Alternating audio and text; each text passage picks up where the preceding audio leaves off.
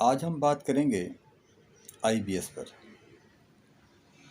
آئی B S مین irritable bowl syndrome. جیسے کہ آپ سب جانتے ہی ہیں، اریٹیشن، تبدیلی، خراش، بے چینی، ان سب کو اریٹیشن یا اریٹیبل کہتے ہیں۔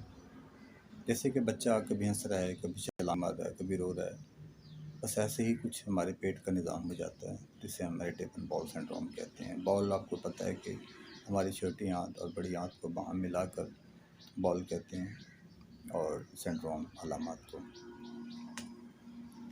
تو اریٹیبل باؤل سنڈروم میں پیٹ کا نظام بھی کچھ ایسے ہو جاتا ہے جیسے کہ کوئی بچہ ہو، کبھی اچانک ہی موشن ہو جائیں گے، کبھی قبض ہو جائے گی شدید، کبھی پیٹ میں کڑکڑاہٹ ہو جائے گی۔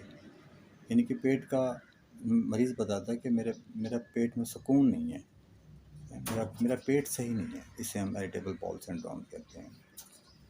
اریٹیبل باؤل سنڈروم کی وجوہات اب تک تو نامعلوم رہی ہیں، لیکن میری ریسرچ یہ ہے کہ وہ تمام بڑے پیشنٹ جو اعصابی طور پر بڑے کمزور ہوں اور جنہیں فکر ہو، پریشانی ہو، غم سے گزر رہے ہوں، اور یعنی کوئی بھی مطلب واقعہ ان کو فوری طور پر متاثر کرتا ہو، سب کے سب اریٹیبل باؤل سنڈروم کا شکار پائے گئے ہیں۔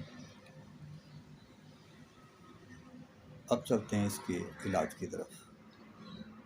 جیسے ابھی میں نے اب سرچ کیا کہ اریٹیبل باؤل سنڈروم کا پیشنٹ، آئی بی ایس کا پیشنٹ جو ہے، کبھی اسے دست اور کبھی اسے اچانک ہی قبض ہو جاتی ہے۔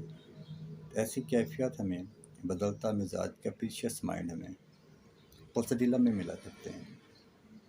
پلسڈیلا کے بچے کے بھی دست کبھی دو ایک جیسے نہیں ہوتے، اسی طرح پلسڈیلا کے مریض کے پخانے بھی کبھی ایک جیسے نہیں ہوا کرتے ہیں۔ کبھی اسے اچانک ہی پیچش کی شکایت ہو جائے گی، کبھی اچانک ہی پیٹ میں بل پڑیں گے، اور کبھی اچانک ہی اس کو قبض شروع ہو جائے گی۔ اور اگر ساتھ ساتھ ان علامات کے ساتھ اگر مریض بد ہضمی کا شکار ہو، اس نے کوئی مرغن غذا کھا لی ہو، کوئی ثقیل اشیاء کھا لی ہو جیسے بریانی ہے یا اور چیز، جس میں پلسڈیلا یقیناً کام کرے گی۔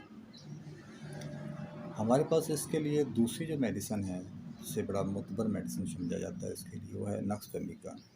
نقص فہمی سے آپ واقف ہی ہوں گے کہ اس کا مریض بیٹھ کر کام کرنے کا عادی ہوتا ہے، جیسے کہ آفیشیل لوگ ہوتے ہیں، کلرک ٹائپ لوگ ہوتے ہیں، صبح سے شام تک ٹیبل پہ بیٹھ کے کام کرتے ہیں، اور پھر مرغن غذاؤں کے بھی عادی ہوں، اس کے علاوہ ڈرنک کرتے ہوں یا وہ اور کسی نشے کا بھی سہارا لیتے ہوں دماغی سکون کے لیے، تو وہ سب کے سب ہمارے نقص فہمی کا ملیں گے۔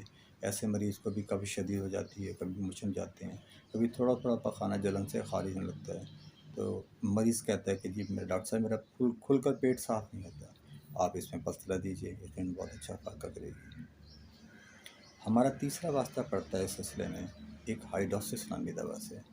ہائیڈروسس کا مریض بہت کمزور ہوتا ہے، بہت زیادہ کمزوری کا شکار ہوتا ہے۔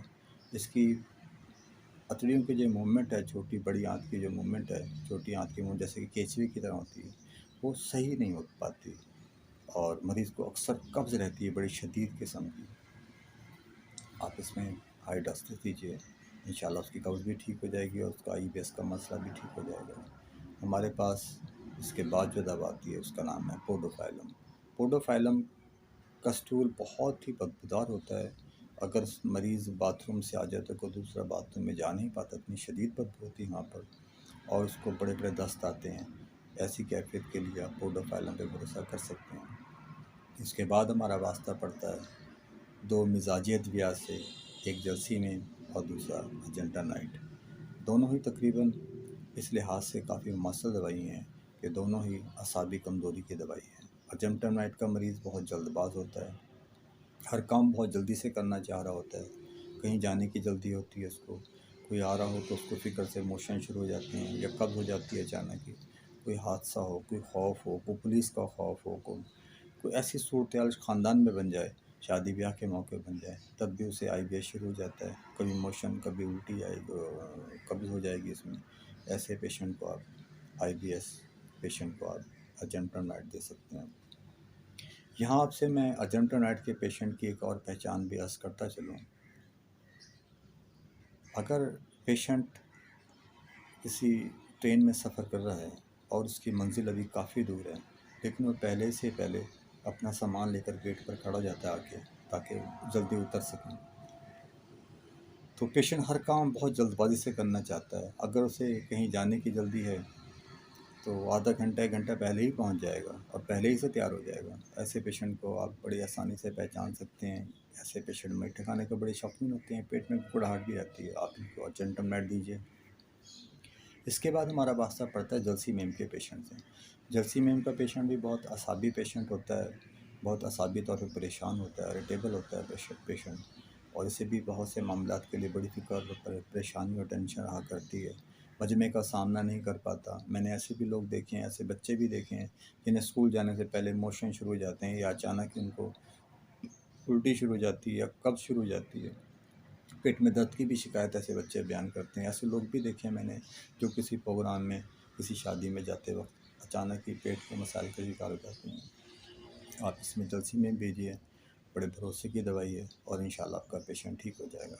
اب آتے ہیں پوٹنسی کے انتخاب کی طرف۔